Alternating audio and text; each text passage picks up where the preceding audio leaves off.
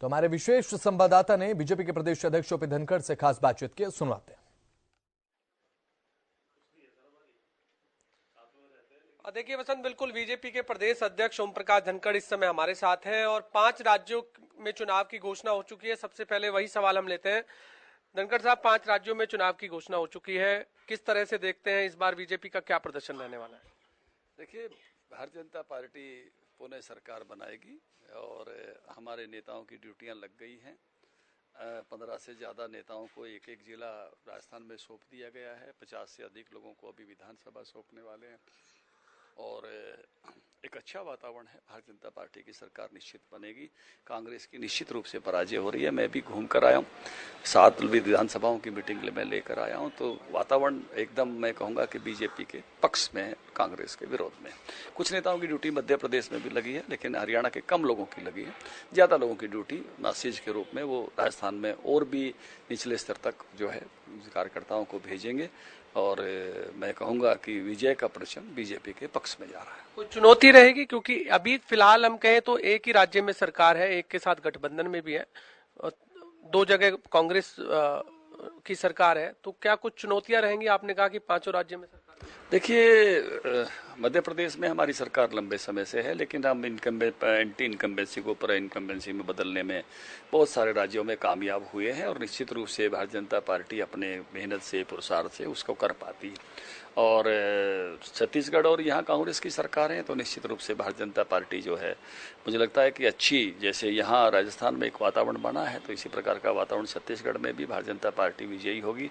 तेलंगाना की थोड़ी लड़ाई अलग तरह की है, जहाँ कांग्रेस भी नहीं है, बीजेपी भी नहीं है, तो वहाँ एक क्षेत्रीय दल है। तो जब भी थोड़ी चीजें और सामने आएंगी तो मैं साझा करूंगा। इन विधानसभा चुनावों से लोकसभा चुनाव पर कितना असर पड़ेगा, आपको क्या लगता है, यदि बीजेपी का प्रदर्शन अच्छा नहीं रहता? क्योंकि 2024 के मिशन को लेकर आप भी चल रहे हैं, पूरा देश चल रहा है।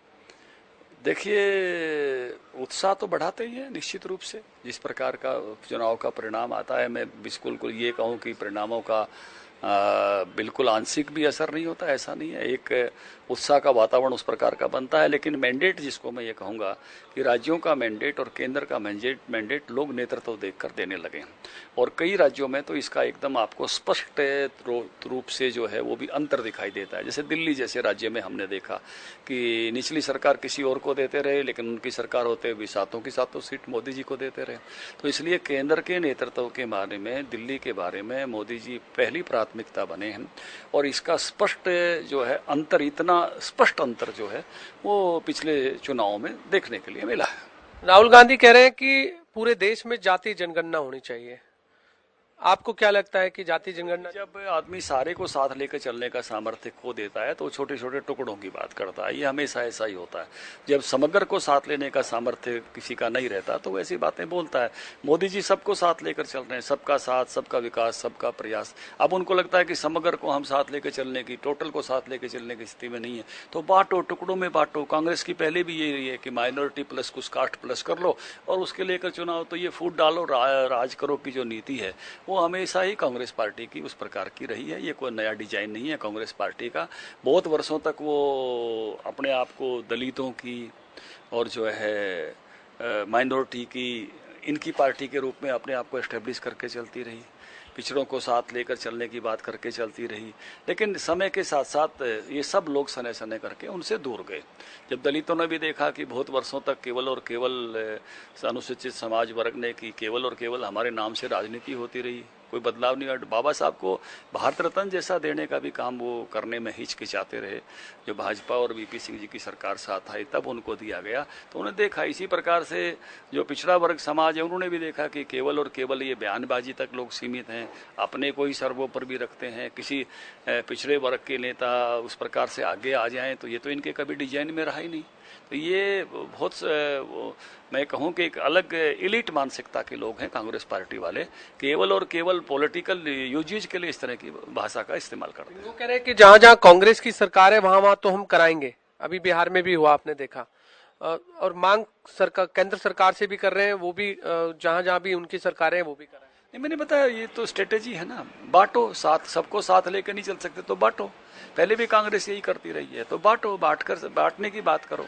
और बांटने की बात करके बांटने से स्लोगन करो, जब बांटने की बारी आएगी तब क्या देंगे? पहले क्या दिया है? इनका इतिहास लोगों के सामने है।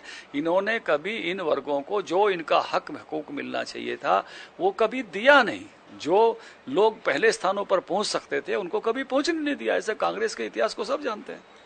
एसवाईएल का मुद्दा आज हरियाणा और पंजाब में एक जंग छिड़ी हुई है। पंजाब के नेता कह रहे हैं कि हम पानी नहीं देंगे, चाहे बेशक फोर्स को भेज दो। हालांकि सुप्रीम कोर्ट ने कई बार आदेश दे दिया कि नहर को खुदवाओ। हरियाणा में भी बीजेपी की सरकार है, केंद्र में भी बीजेपी की सरकार है, तो मामला अटका कहां हुआ है? क्या मतलब क्या वजह मानते हैं कि क्यों नहर का निर्माण नहीं हो? देखिए, राजनीति के पार जाना पड़ेगा। इसका नुकसान राजनीति ने किया है। जितना राजनीति में इसको उलझाने की कोशिश करते रहेंगे उतना ही इसका मुद्दे का नुकसान होता रहा है। सर्वोच्च न्यायालय ने बहुत ही स्पष्टता के साथ कहा है कि एक वैकल्पिक चैनल बनना चाहिए, क्योंकि दोनों राज्यों के पीने के लिए 3050 क्यूसेस पानी चाहिए होता है, यानी 3050 घनफुट पानी प्रति सेकंड है। और इतने पानी की आपूर्ति अगर नहीं होती है तो पीने के पानी का संकट दिल्ली और हरियाणा दोनों राज्यों में होता है। और हमारी भाखड़ा मेन लाइन जो नहर है जिसमें से ये पानी आता है, बाद में उसमें सोंदा करके एक जगह है जहां से नरवाना नहर निकलती है 160 बुर्जी पर 1,60,000 फीट की दूरी के बाद अगर इस नहर में किसी प्रकार की कठिनाई आती है तो पीने के पानी का संकट खड़ा हो सकता है। पशुओं के पीने के पानी की भी जरूरत पड़ती है। उसके बाद सिंचाई का नंबर आता है। तो इसलिए ये बीएमएल से पानी हमको बरवाला ब्रांच से वो उससे भी आगे जाके है जिससे मिलता है। उसके बाद उसकी टेल आ जाती है तो वहां से कई नहरों में वो बढ़ जाती है। इसलिए ये जो एसवाईएल नहर है ये उसके हेड से शुरू होनी है जहां से बीएमएल शुरू होती है। तो जैसे घरों में भी बिजली चली जाए तो एक इन्वर्टर होता है। आजकल नई कॉलोनियों में जनरेटर होता है। तो पीने के पानी की वैकल्पिक पानी की मात्रा में ना उलझाएं। सर्वोच्च न्यायालय भी ये कह रहा है पानी कम होगा कम ले लेंगे, ज्यादा होगा ज्यादा ले लेंगे। पानी के मापने के कई तरीके हो सकते हैं। आजकल लेटेस्ट टेक्नोलॉजी जा रही है। अभी पानी ज्यादा हो गया था ना बाढ़ के समय, खुद भगवंत मान कह रहे थे हुण ले लो।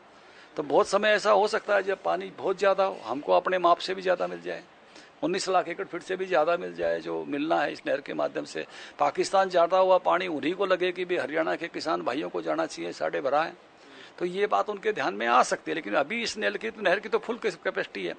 ये 9,500 क्यूसेस पानी लेके चलते हैं, उससे बाल तो लेकर चल नहीं सकती। तो उस नाते से इसी विषय पर इसी को सोचते हुए एक वैकल्पिक कैनाल जो है ये निर्माण करनी चाहिए और सर्वोच्च न्यायालय के निर्णय का आदर करते हुए करनी चाहिए, क्योंकि कोई भी आदमी कानून से ऊपर नहीं है। सर्वोच्च न्यायालय ने भी कहा है कोई राज्य भी कानून से ऊपर नहीं है। आपने कहा कि राजनीति की भेंट चढ़ता है और हम देखते हैं कि चुनाव के समय में भी एसवाईएल का मुद्दा याद आ जाता है। हर कोई भी पार्टी होती है वो एसवाईएल का मुद्दा छेड़ देती है।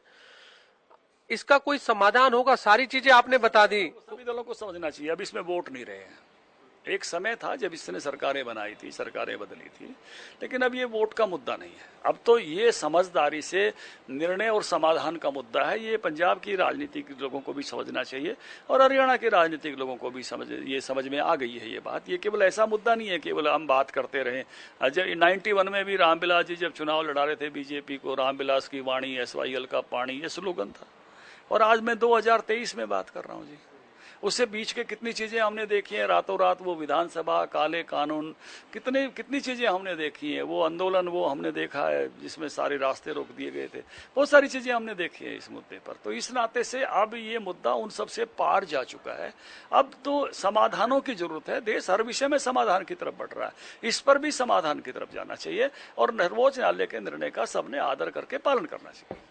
आजकल एक चर्चा काफी राजनीतिक गलियारों में चल रही है। भूपेंद्र सिंह हुड्डा कह रहे हैं कि यदि हमारी सरकार बनी तो ब्राह्मण को डिप्टी सीएम बनाएंगे। आपको क्या लगता है कि इस तरह के भाषण में ये बातें कही जाती हैं या फिर वाकई इन पर कुछ अमले जामा भी होता है? तो पहले सरकार बनी, ये क्वेश्चन मार्क अभी बहुत बड़ा है। और सरकार बनी तो कौन बने, कौन होगा मुख्यमंत्री, कौन बनाने वाले होंगे? CWC बनाती है कि या कोई बंदा बनाता है? आप कहने वाले तो CWC के मेंबर भी नहीं है। तो कौन सी डिसीजन की ये प्रक्रिया है? ये ठीक है कि पिछली बार दोनों पिता पुत्र सोनीपत रोहतक में हारे, जिस प्रकार के कैंडिडेटों से हारे, तो वो उनको अंदर का रियलाइजेशन हो रहा होगा कि भाई किस प्रकार से हमारी दोनों पिता पुत्रों की हार जो है वो उसको समाधान के लिए हम किस रास्ते पर जा सकते हैं। तो अपना एक मैनेजमेंट है, लेकिन सब वर्ग समझते हैं, सब समाज के लोग समझते हैं। और इस तरह के जिसको कहते हैं ना ख्याली पुलाव के कोई झांसे में आने वाला नहीं है। अरे अपना तो भरोसा नहीं है, अपना क्या होने वाला है? अपना CWC के मेंबर नहीं है, कौन निर्णय करता है? कौन मुख्यमंत्री का निर्णय करता है? बीजेपी में पार्लियामेंट्री बोर्ड करता है, कांग्रेस में CWC करती है। तो कौन बनाएगा जी? आप CWC में कांग्रेस पार्टी ने आपको रखा नहीं हुआ है। तो इसलिए इस तरह की बयानबाजी केवल और केवल जो है लोगों में एक ये पैदा करने के लिए है कि भी हमारे साथ कहीं पहले जैसे ना बन जाए। मतलब ब्राह्मण वोटर जो है उनको रिझाने की कोशिश। हाँ बिल्कुल, हर कोई पार्टी अपने अपने वर्ग के पास जाने की बात करती है। और इनको जो है वो उस में से गुजरे हैं, उस पराजय में से गुजरे हैं, तो निश्चित रूप से अपनी कुछ बातें कह रहे हैं। इसके अलावा हम बात करें अगर हरियाणा की अगर बात करें तो संगठन को लेकर क्या तैयारी है, क्योंकि 9 साल पूरे हो चुके हैं हरियाणा भाजपा को, ऐसे में 1 साल बाकी रह गया है, तो किस तरह से तैयारियां 1 साल की और क्या कुछ? देखिए, भारतीय जनता पार्टी का संगठन मैं कहूँगा कि उस पड़ाव तक है जो जिस पहले कभी नहीं था। 74 स्थानों पर हमने अपने पन्ना प्रमुख बनाकर उनके सम्मेलन कर दिए हैं और ये बड़ी बात है। केवल 16 विधानसभा बची हैं। आने वाले समय में हम अक्टूबर का कुछ समय या नवंबर का कुछ समय, क्योंकि चुनाव में ड्यूटियां लगेंगी तो थोड़ी कुछ चीज़ें आगे पीछे होती हैं, सब हम उस प्रकार से, लेकिन मुझे लगता है कि जल्दी 90 की 90 विधानसभा के पन्ना प्रमुख पूरे करके और एक सबसे विशालकाय संगठन के साथ भारतीय जनता पार्टी सन्नद्ध होकर खड़ी हुई है। एक उत्साही कैडर है, मोदी जी का नेतृत्व है, हरियाणा में भी बीजेपी सरकार है, तो हम मिशन 2024 के लिए पूरी तरह से तैयार हैं। इस बार हम देख रहे हैं कि सांसदों को जो है विधानसभा में टिकट दी जा रही है। अभी राजस्थान की बात करें तो 25 सीटें हैं, तो 7 सांसदों को टिकट मिल चुकी है, अभी और भी हो सकता है।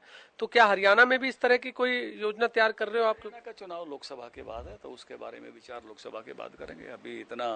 अभी का सारा विचार बड़ा मैं कहूँगा कि प्री मैच्योर हो जाएगा। क्या लगता है कि सांसदों को किस लिए विधानसभा में कूदना पड़ा? ये कोई इसका वजह कारण?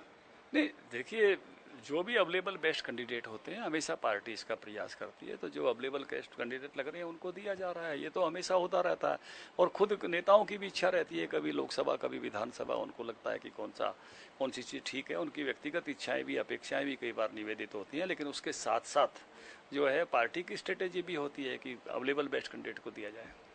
भाजपा जजपा गठबंधन है हरियाणा में, अब राजस्थान में भी चुनाव है, तो जजपा जो है राजस्थान में भी चुनाव लड़ने जा रही है। देखिए, मालूम नहीं अभी उनकी कोई सर्वे वर्वे हुआ होगा, कितनी उनकी ताकत है। उस ताकत के हिसाब से ये राजनीति में सारे निर्णय ताकत के हिसाब से होते हैं। कौन पार्टी कितने पायदान पर कितने प्रतिशत वोट के साथ खड़ी है, उसके हिसाब से निर्णय लिए जाते हैं। अगर कोई ऐसी कंसिडरेबल अगर उपस्थिति होगी तो पार्टी उस प्रकार से सोचती है, अगर नहीं हो, क्योंकि वो सर्वे की रिपोर्ट राजस्थान की मैंने देखी नहीं है, तो नहीं कंसिडरेबल उपस्थिति होगी तो उस प्रकार से नहीं सोचती है। तो ये केंद्रीय नेतृत्व ने इस बात को सोचकर निर्णय करने होते हैं। एक लास्ट सवाल चौधरी बीरेंद्र सिंह को लेकर, उन्होंने कहा है कि भाजपा जजपा गठबंधन अगर रहेगा तो वो इस बीजेपी में नहीं रहेंगे। देखिए, उनकी अपनी एक सीट का विषय है, जो उसी पर से अभी के दुष्यंत जी जो है चौटाला जीते हुए हैं, वो उनकी अपनी एक परंपरागत सीट है। और वहाँ पर बीरेंद्र सिंह जी की जगह पार्टी का कोई दूसरा नेता होता तो शायद वो भी इस तरह की बात करता कि मेरी सीट पर मुझे चाहिए, गठबंधन के नाते से नहीं, क्योंकि जब लड़े तो बीजेपी के नाते लड़े थे, गठबंधन चुनाव के बाद हुआ है। लेकिन अभी अगली बातें तो अगले चुनाव में किस तरह से जाना इसका कोई निर्णय भी नहीं हुआ है, क्योंकि गठबंधन सरकार चलाने के लिए जब निर्णय होगा तो उस समय की चीजें कैसे सामने आते हैं तो उस समय जो आएंगी वो देखेंगे। वो ये भी कह रहे हैं कि अगर 7 चुनाव लड़े तो बीजेपी को बहुत बड़ा नुकसान होने वाला है। देखिए, हर नेता के अपने अपने आकलन होते हैं और अपने अपने आकलन की अभिव्यक्ति करते हैं, तो उस नाते से सही स्वाभाविक है, उनको जो लग रहा है वो बात वो अपनी अभिव्यक्ति कर रहे हैं। बहुत बहुत धन्यवाद। आपने सुना बीजेपी के प्रदेश अध्यक्ष ओम प्रकाश धनखड़, जिन्होंने बेबाकी से अपनी बात कही है। जी बिल्कुल गुलशन, बहुत बहुत शुक्रिया जुड़ने के लिए। तमाम बातचीत जो आपने की प्रदेश अध्यक्ष ओपी धनखड़ के साथ काफी महत्वपूर्ण रही है। बड़ी जानकारी हरियाणा न्यूज पर बोले हैं ओपी धनखड़। बड़ी खबर दर्शकों को लगातार बता रहे हैं, 5 राज्यों में बीजेपी की सरकार बनेगी, ये बात ओपी धनखड़ कहते नजर आए। जीत का दावा ठोक दिया है, कांग्रेस की हार होगी, यह भविष्यवाणी भी ओपी धनखड़ ने कर दी है। राजस्थान में बीजेपी की जीत होगी और बड़े अंतराल के साथ जीत की बात कही ओपी धनखड़ ने।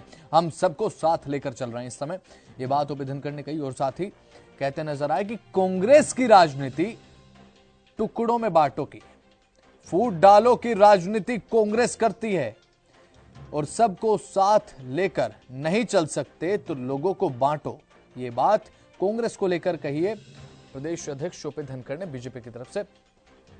और साथ ही हरियाणा न्यूज पर ओपी धनखड़ की एक्सक्लूसिव बातचीत आपने देखी हमारे विशेष संवाददाता गुलशन ग्रोवर के साथ।